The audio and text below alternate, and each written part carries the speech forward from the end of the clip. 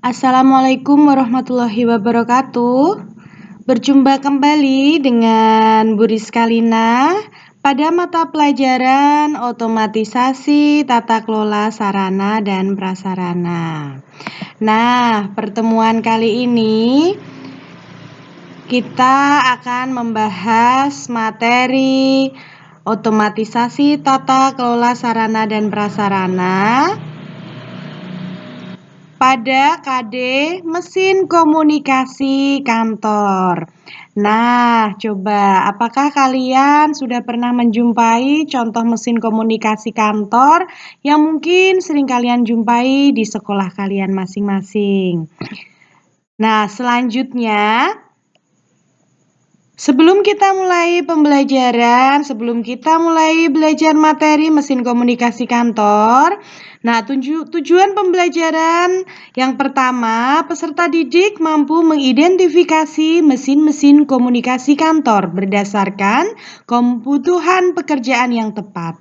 Yang kedua, peserta didik mampu menggunakan mesin komunikasi kantor untuk menyelesaikan pekerjaan kantor dengan benar. Nah, hari ini apa saja yang kita pelajari untuk kegiatan pembelajaran hari ini?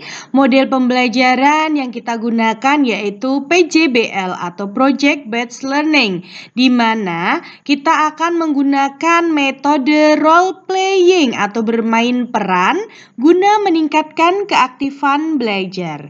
Kemudian berdiskusi kelompok, praktik menggunakan mesin komunikasi yaitu telepon kantor, selanjutnya evaluasi dan refleksi. Nah, apa saja macam-macam mesin komunikasi kantor? Nah, gambar yang pertama, ini contoh gambar intercom. Sebelahnya gambar telepon. Nah, sebelahnya lagi yaitu facsimiles, kemudian handy talkie, dan mobile phone. Nah, di antara macam-macam mesin komunikasi kantor di sini, yang akan kita bahas di pertemuan kali ini yaitu telepon. Nah, apa itu telepon? Telepon dari kata tele dan pon yang berasal dari bahasa Yunani, jauh dan suara, yang artinya pengiriman suara dalam jarak jauh, di mana salah satu manfaat dari telepon yaitu memproses komunikasi dapat dilakukan dengan lancar dan efisien. Nah, selanjutnya, telepon adalah sarana komunikasi, di mana media komunikasi yang dapat menyampaikan informasi secara efektif dan efisien. Nah, bagaimana? Apa saja yang kita perlu perhatikan dalam menggunakan telepon? Nah, saat kita melakukan panggilan telepon, jangan lupa kita memberikan identitas seperti contoh, "Selamat pagi, dengan Bu Rizka dari SMK Astamitra, ada yang bisa kami bantu?" Seperti itu. Jangan menjawab dengan kata halo, tapi gunakanlah salam secara formal, seperti selamat pagi, selamat siang, atau selamat sore, seperti itu.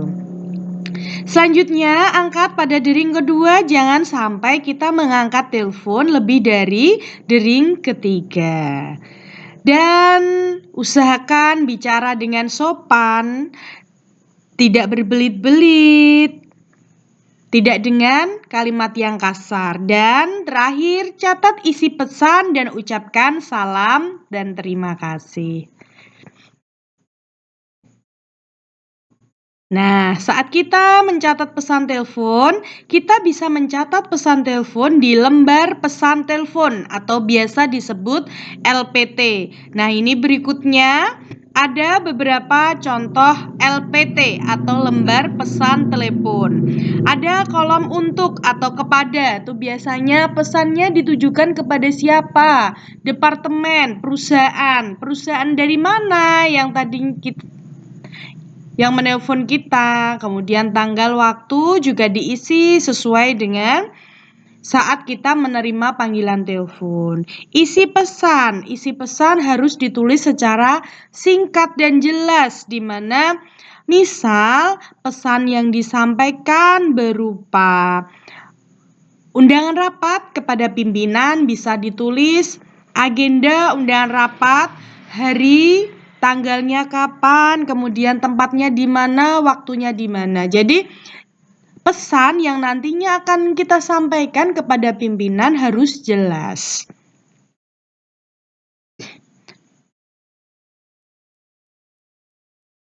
Nah, ini ada beberapa contoh lembar soal melakukan komunikasi telepon. Nah, ini tadi yang kita maksud, di mana soal ini yang kita gunakan untuk pembelajaran praktik komunikasi melalui telepon, di mana dalam praktik kali ini kita menggunakan metode role playing atau bermain peran.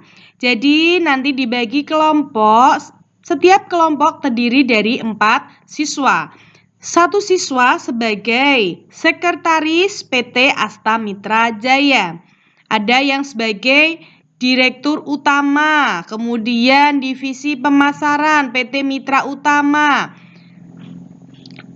Yang satu sebagai sekretaris PT Mitra Utama. Jadi, untuk bermain peran kali ini, perannya yang pertama menjadi sekretaris PT Asta Mitra Jaya, kemudian direktur utamanya PT Asta Mitra Jaya, kemudian sekretaris PT Mitra Utama, dan divisi pemasaran PT Mitra Utama. Jadi dari lembar soal di sini yang nantinya akan kalian buat dialog dan dibuat simulasi komunikasi melalui telepon. Nah, dari praktik simulasi komunikasi melalui telepon, evaluasi dan refleksi apa, pembelajaran apa yang sudah kita dapat hari ini? Nah, kesimpulannya, telepon merupakan salah satu mesin komunikasi kantor yang dapat membantu proses pekerjaan kantor lebih efektif dan efisien. Nah, ini ada motivasi terakhir dari saya. Belajar adalah proses seumur hidup. Jadi, kalian jangan bosan untuk selalu belajar. Terima kasih. Sekian dari saya. Selamat pagi. Wassalamualaikum warahmatullahi wabarakatuh. Sampai bertemu di pertemuan selanjutnya.